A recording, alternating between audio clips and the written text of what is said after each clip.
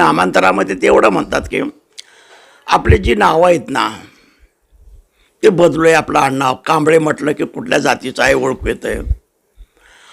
कसबे म्हटलं तर कुठल्या जातीचं आहे ओळखू येतं आहे. वाघमारे म्हटलं तर कुठल्या जातीचं आहे ओळखू येतं आहे.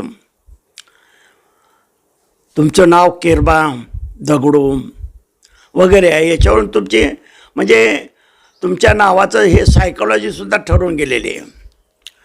तुमचं नाव जरी किशन असलं किंवा कृष्ण जरी ठेवलेलं असलं आईवडिलांनी, तर समाजामध्ये इतर उच्चवर्णीयांनी मात्र त्याला किसन कधीच म्हटलं नाही, किसण्यास म्हटलेलं आहे, दगड्याच म्हटलेलं आहे, केऱ्याच म्हटलेलं आहे.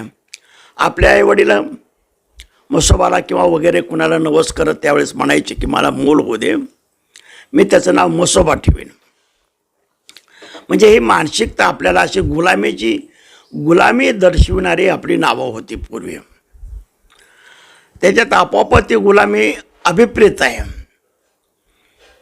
की तुमची नावं अशी हलकी फुलकीच असली पाहिजेत, केऱ्या, दगड्या, अमकं तमकं. आणि या नावामध्ये सुद्धा तुमचा स्वाभिमान अजिबात दिसून येत नाही. गुलामीचं ते प्रतीक आहे. गुलामीची प्रतीक असणारं सगळं आपण नाकारूया.